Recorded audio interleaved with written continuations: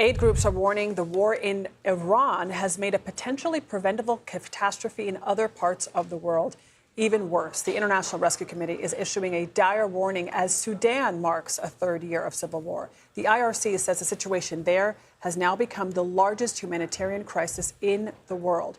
Joining us now from Nairobi, Kenya, is the Vice President for Emergencies at the International Rescue Committee, Bob Kitchen. Bob, thank you so much for joining us. You recently spent some time on the ground at a camp in Sudan's Darfur region. Bring us up to speed on the situation there and explain why the IRC believes the war with Iran, thousands of miles away, has made the situation in Sudan even worse. Well, it's by far the largest humanitarian crisis in the world. 34 million people in Sudan, that's nearly 2/3 of the population, are in urgent need of humanitarian aid. 14 million people have been displaced, including another 4.5 million people who have had to leave the country to go into neighboring countries to seek safety. And then just the final stat is 29 million people face acute food insecurity, so they're desperately hungry. All of this has been compounded by the war in Iran. One example of that is that we have medication waiting in a warehouse in Dubai that will help people recover. 20,000 people recover from ill health, and we can't get out of Dubai because of the Strait of Hormuz. So the situation is already dire, the worst in the world, and it's become worse because of this war.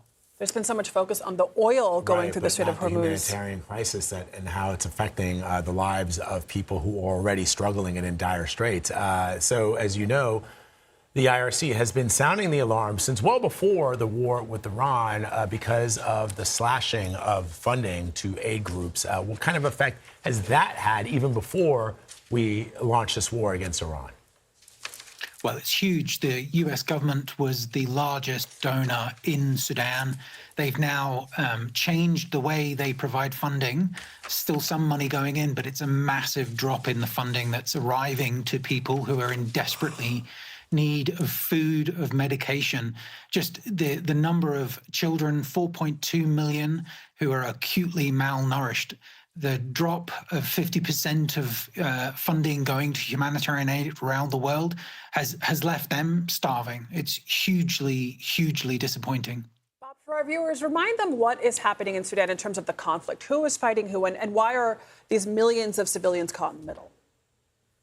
Well, it's a big conflict that's difficult to explain briefly, but in short, the government in the east of the country are fighting what was the special forces of the army that separated and have seized the natural resource-rich west of the country. So the country is essentially partitioned at the moment. Drones are striking civilians, striking hospitals, striking aid convoys every day. So it's really the civilians that are caught in the middle between these two armed groups. It's desperately sad. It really is, and it's something that I'm glad we're actually marking this, but I just wish that more people knew about this conflict because it is really, really devastating an entire region and an entire people. Bob Kitchen, thank you so much for joining us and sharing your thoughts. We appreciate it.